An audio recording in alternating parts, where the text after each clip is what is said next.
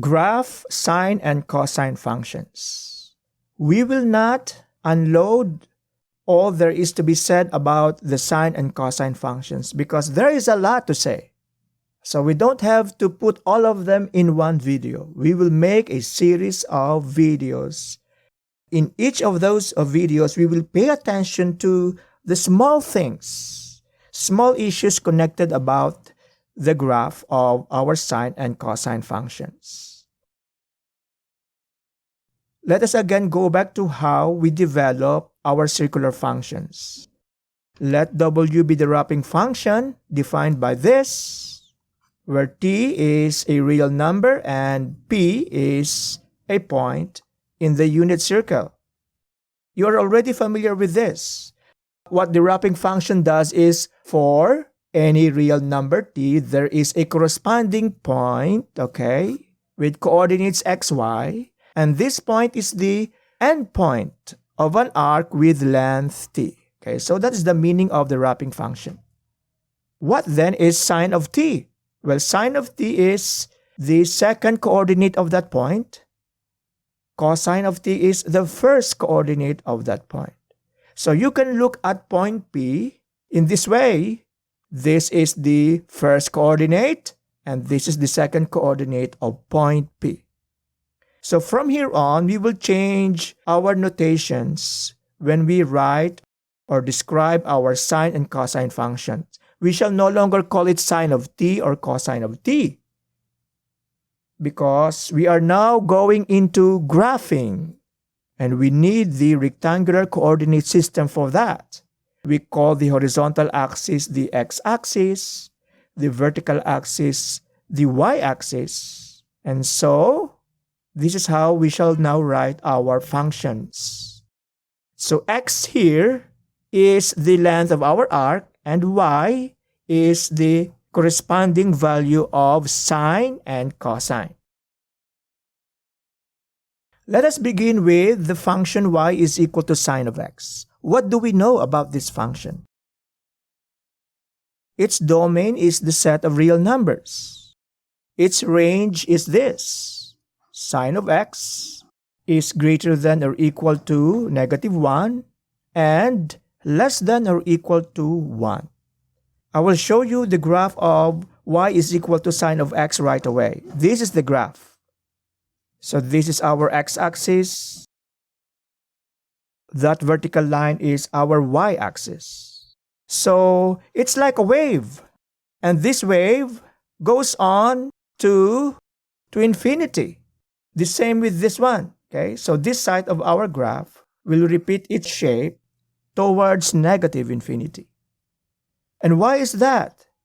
Well, that's because our domain is the set of real numbers. Look at that. Domain is the set of real numbers.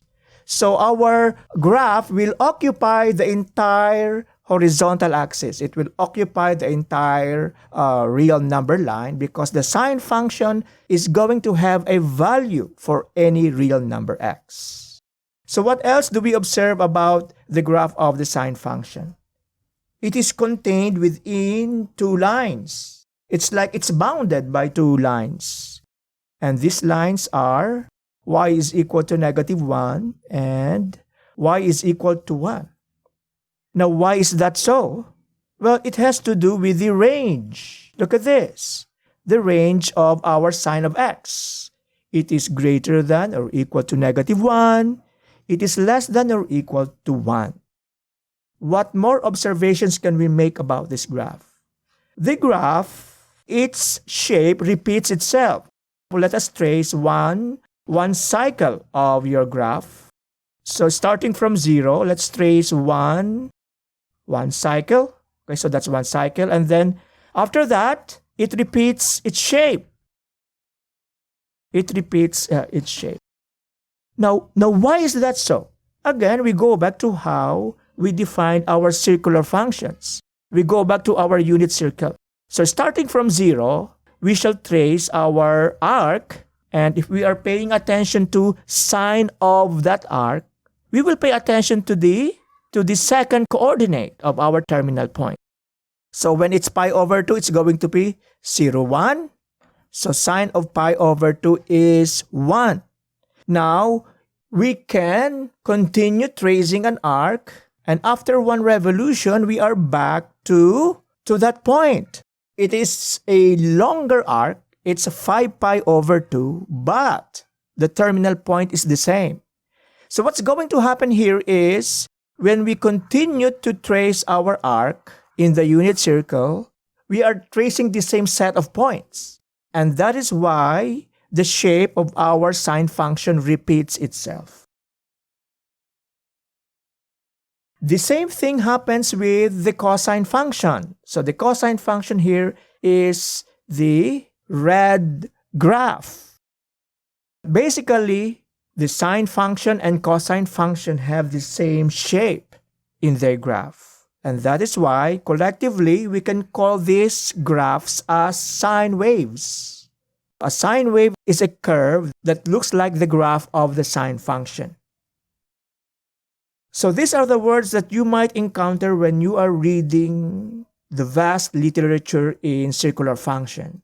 A sinusoid, that is how you pronounce it. So a sinusoid is a sine wave. Another adjective that you will describe any curve that looks like this, okay? You call it sinusoidal. So that is the adjective for sinusoid. So we will not unload all that has to be said about sine and cosine functions. We will do it step by step. In the meantime, open a browser, an internet browser, and look for this, GeoGebra.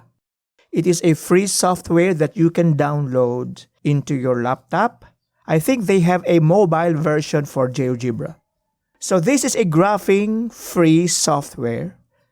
What you can do is, why don't you try this? Why don't you graph on your own y is equal to sine of x? And then, on the same plane, sketch the graph of this. Y is equal to 2 times sine of x. Do not erase this, okay? Do not erase this. In this way, you will see what is the effect when you have 2 as a factor in your function. 2 times sine of x. What does it do to the graph of y is equal to sine of x? Now, you don't have to stop there. So instead of multiplying by 2, why don't you multiply it by 1/2? And still on the same plane, this is what you do next. Sketch the graph of y is equal to sine of 2 times x. What does 2 multiplied to x do to the graph of y is equal to sine of x? And try it also when y is equal to sine times 1/2 of x.